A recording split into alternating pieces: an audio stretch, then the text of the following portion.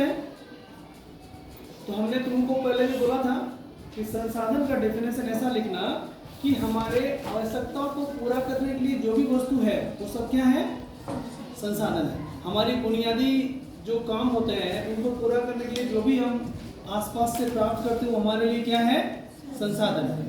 इसको इंग्लिश में क्या कहते हैं, रिसोर्स। क्या कहते हैं, तो तुम इसका डेफिनेशन ऐसा देना कि हमारे आसपास की वस्तुएं जो हमारी आवश्यकताओं को पूरा करता है ना, हमारी आवश्यकताओं को जो क्या करता है, पूरा करता है। जिन भी वस्तुओं का उपयोग हम अपनी आवश्यकताओं को पूरा के लिए करते हैं, हम अपनी आवश्यकताओं को पूरा करने के लिए जिन वस्तुओं पर निर्भर है वो हमारे लिए क्या है, संसाधन।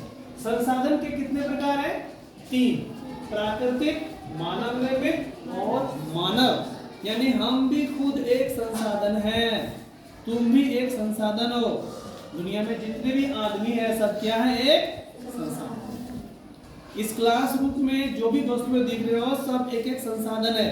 ये फैन घूम रहा है ये भी एक संसाधन है क्योंकि हमें हवा दे रहा है। ये जो कुर्सी है जिसमें आप बैठते हैं ये भी क्या है, संसाधन। जिसमें तुम बैठे हुए वो भी क्या है, संसाधन। ये जो क्लासरूम है ये भी क्या है, संसाधन। तो संसाधन को 3 कैटेगरी में बांटा गया, प्राकृतिक, मानव निर्मित और मानव। पहला पॉइंट है प्राकृतिक संसाधन यानी प्रकृति से प्राप्त। इसका चर्चा हम बहुत बार कर चुके हैं कि प्रकृति ने हमें जो दिया है वो सारे संसाधन में आते हैं। जंगल, जमीन, भूमि, नदियां, पर्वत, पहाड़, मैदान, ये सारे क्या है, संसाधन है। कौन संसाधन है, प्राकृतिक। कौन है, और मानव निर्मित में जो मानव ने बनाया, जैसे रेल, सड़क, भवन, इमारतें, स्कूल्स, कॉलेज, बड़े बड़े शहर, ये सारे क्या होंगे, मानव निर्मित, मानव के द्वारा बनाया गया। और प्रकृति से जो मिला क्या हुआ, प्राकृतिक। और तीसरा कौन है, मानव। मानव खुद क्या है, संसाधन। क्लियर है। आगे बढ़ेंगे हम लोग कि संसाधन के प्रकार। तो जो प्राकृतिक संसाधन है उसको कई सारे भागों में बांटा गया है। इसमें हम लोग को चर्चा करना है और यहाँ पे समझना है, क्योंकि यहाँ से तुम्हें क्या करना पड़ेगा, अच्छे से समझ के इसके बारे में जानना पड़ेगा। सबसे पहला आता है कि प्राकृतिक संसाधन को कितने कैटेगरी में बांटा गया है। पहला देखो, उत्पत्ति के आधार पर। किसके आधार पर, दूसरा विकास के आधार पर, तीसरा उपयोग के आधार पर और चौथा वितरण के आधार पर। हाँ, जो पहला टॉपिक है उत्पत्ति के आधार पर। उत्पत्ति के आधार पर तुम्हारा संसाधन को 2 भागों में बांटा गया, जैव और अजैव। जैव मतलब सजीव, अजैव मतलब निर्जीव। जितने सारे सजीव चीजें हैं सब कौन संसाधन है, जैव। जैसे जंतु, जानवर, पेड़ पौधे सब किस में आते हैं, जैव संसाधन में। नहीं, जितने सारे जानवर हैं, जंगली जानवर हो चाहे पालतू जानवर हो, सारे किस में आते हैं, जैव संसाधन में। जितने प्रकार के पेड़ पौधे हैं सब किस में आते हैं, जैव संसाधन में। किसी को दिक्कत है, अजैव में कौन आएगा, निर्जीव वस्तुएं। कौन वस्तुएं, जितने सारे निर्जीव वस्तुएं सब किस में आते हैं, अजैव संसाधन में। जैसे तुम्हारा नदियां है, पर्वत है, पहाड़ है, ये सब किस में आएंगे, अजैव संसाधन में। इसमें किसी को डाउट है, इसके बारे में आगे और बताएंगे अभी। अगला है विकास के आधार पर। इसको 2 पार्ट में बांटा गया, वास्तविक और संभाव। वास्तविक संसाधन वो है जिसके बारे में पता है, ज्ञात है, जिसकी जानकारी मुझे पता है, वो क्या कहलाएगा, वास्तविक। जिसका उपयोग किया जा रहा है ना। जैसे कोयला, झारखंड में कोयला का, पूरे देश में झारखंड 1 नंबर में आता है कोयला वितरण में ना। झारखंड से प्राय पूरे देश को 33% कोयला झारखंड देता है ना। तो ये वास्तविक स्थिति हुआ ना, 660 करोड़ टन कोयला झारखंड में। ये कौन स्थिति हुआ, वास्तविक। और संभाव क्या हुआ, जिसके बारे में रिसर्च चल रहा है कि हाँ ये चीज आ सकता है, भविष्य में आ सकता है, वो किस में जाएगा, संभाव में। वो कौन सा संसाधन कहलाएगा, संभाव। यानी उसके बारे में ज्ञात पूरी तरह से अभी नहीं है, उसके बारे में रिसर्च चल रहा है कि आने वाला भविष्य 10 साल हो, 20 साल हो, 25 साल के बाद वो पता चल जाए कि इतना संसाधन है, उसका हम लोग उपभोग कैसे करेंगे। बात समझ में आया। एक हो गया किसके आधार पर, उत्पत्ति के आधार पर। क्या क्या है, जैव और अजैव। अब विकास के आधार पर क्या बोले, और संभाव। अब तीसरा आ रहा उपयोग के आधार पर, उपयोग के आधार पर आ रहा है नवीकरण और अनवीकरण। इसके बारे में तुम लोग बढ़िया से जानते हो। नवीकरण मतलब जो संसाधन स्वतः बार बार बन जाए। क्या बोले? जो संसाधन स्वतः अपने आप बन जाए वो क्या कहलाएगा? नवीकरण संसाधन। जैसे जल एक नवीकरण संसाधन है। कौन?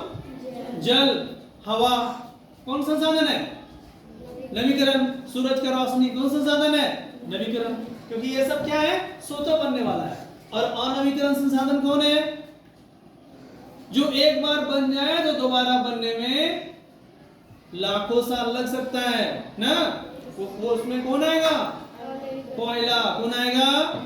पेट्रोलियम। ये सब कौन संसाधन कहलाएगा? अनवीकरण। नवीकरण में क्या बोले?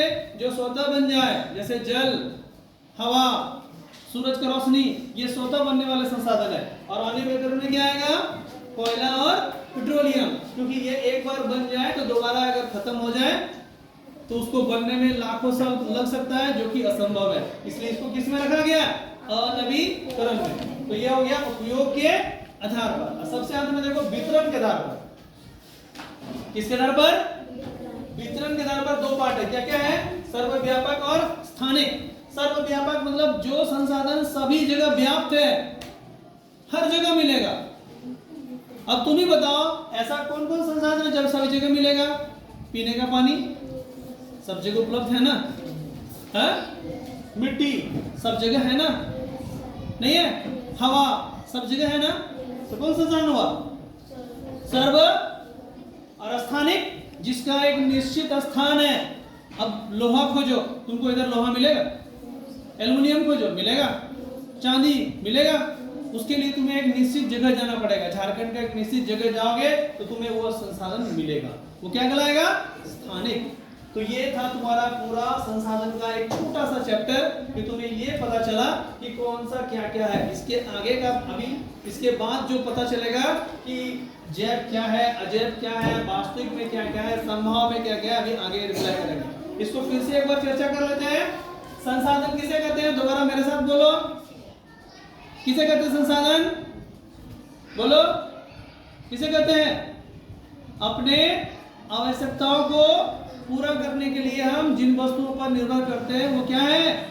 हमारी आवश्यकता को जो पूरा करे वो क्या कहलाता है? संसाधन। वे सभी वस्तुएं जो हमारी आवश्यकता को पूरा करे तो क्या कहलाता है? संसाधन। कितने प्रकार के हैं? 3। क्या क्या? प्राकृतिक, मानव निर्मित और मानव। प्राकृतिक संसाधन के कितने पार्ट हो गए हैं? एक किसके आधार पर? उत्पत्ति।